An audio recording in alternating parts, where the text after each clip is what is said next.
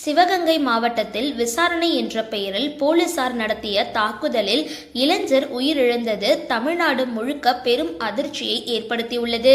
இது போலி விசாரணை அல்ல, நிகரற்ற லாக்அப் டெத் என சர்வதேச அளவில் அழைக்கப்படும் சம்பவமாகிவிட்டது.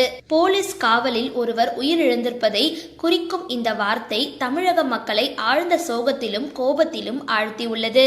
இச்சம்பவம் தொடர்பான வழக்கு சென்னை உயர்நீதிமன்றம் மதுரை கிளையில் செவ்வாய்க்கிழமை விசாரணைக்கு வந்த பொழுது நீதிபதிகள் கொலைகாரர்களை இப்படி தாக்க மாட்டார்கள் என கடுமையாக விமர்சனங்களை முன்வைத்தனர். திருப்புவனம் பகுதியில் நகை திருட்டு வழக்கில் விசாரணைக்காக அஜித்குமார் என்ற இளைஞரை போலீசார் அழைத்து சென்றனர்.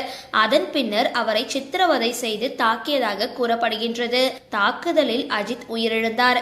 அவரது உடலில் பலத்த காயங்கள் உள்ளதாக மருத்துவ அறிக்கையில் தெரியவந்துள்ளது. இந்த சம்பவம் மாநிலம் முழுவதும் பெரும் பரபரப்பை ஏற்படுத்தியுள்ளது. பல்வேறு தரப்பினர் குற்றவாளிகளுக்கு கடுமையான தண்டனை வழங்க வேண்டும் என வலியுறுத்தி வருகின்றனர். இதுவரை 5 போலீசார் கைது செய்யப்பட்டுள்ளதுடன் மாவட்ட காவல் கண்காணிப்பாளர் கட்டாய காத்திருப்பில் வைக்கப்பட்டுள்ளார். வழக்கு விசாரணையை மாவட்ட நீதிபதி தலைமையில் மேற்கொள்ள சென்னை உயர்நீதிமன்றம் மதுரை கிளை உத்தரவிட்டுள்ளது.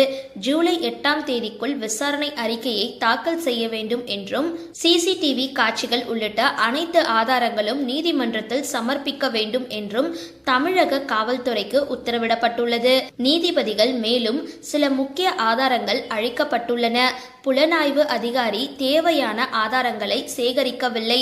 இதுபோன்று ஒரு கல்வி அறிவு அதிகமுள்ள மாநிலத்தில் நடப்பது ஆபத்தானது என கருத்து தெரிவித்தனர்.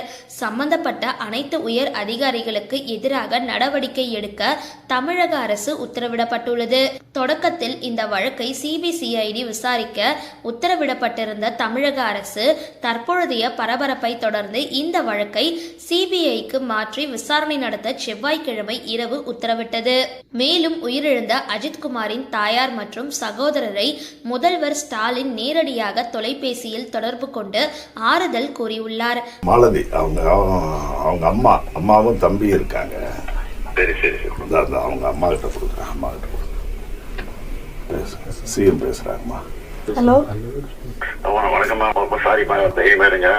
ஆக்ஷன் எடுக்க சொல்லியிருக்கேன். சீரியஸா ஆக்ஷன் எடுக்க சொல்லியிருக்கேன். என்ன பண்ணுமோ உங்களுக்கு ஃபர்ஸ்ட் பண்ணி விட சொல்றேன்.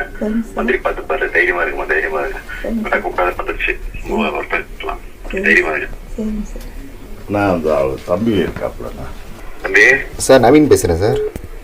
வணக்கம். வணக்கம் தம்பி. வணக்கம் தம்பி. வணக்கம். நடக்கூடாது நடந்துருச்சு. தைரியமா இருங்க. நான் ஆக்ஷன் எடுக்க சொல்லியிருக்கேன். என்ன ஹெல்ப் பண்ண சொல்றேன். உங்களுக்கு அமைச்சர் சொல்லி எடுத்துருங்க. தைரியமா இருங்க. தைரியமா இருங்க. இல்லைங்க சார், விசாரணைக்கு கூட்டு போயிட்டு இந்த மாதிரிலாம் அதான் நடந்துருக்கு. அவருடைய ஆக்ஷன் எடுத்துருக்கோம். சரிங்க சார். அரெஸ்ட் பண்ணியாச்சு எல்லாரையும். சரிங்க சார். நீங்க தைரியமா இருங்க. உங்களுக்கு என்ன பண்ணணுமோ அப்படி சொல்றேன். இல்லைங்க சார், பையன் வயசு வந்து 29 வயசுங்க சார். எங்கள் அம்மா வந்து இப்போ எங்கள் அப்பா வந்து சின்ன வயசுல இறந்துட்டாங்க. நான் வந்து லூக்கன்ற ஒரு பிரைவேட் கம்பெனியில் ஒர்க் பண்ணுறேன் சார். ரொம்ப கஷ்டப்பட்டு வளர்த்த பிள்ளை சார் அவன். ரொம்ப எங்கள் அம்மா சொல்லுங்க. யாருமே ஏற்றுக்க முடியாது, ஒத்துக்க முடியாது. அதுக்கு என்ன தண்டனை வாங்கி வாங்கி கொடுத்துருவேன். தைரியமா இருக்கு. தைரியமா இருக்கு. சரி சார். விசாரணையில் எந்த சந்தேகமும் இருக்கக்கூடாது. மனித உரிமைகள் பாதுகாக்கப்பட வேண்டும். இது போன்ற செயல்கள் இனிமேல் நடக்கக்கூடாது என அவர் தெரிவித்தார்.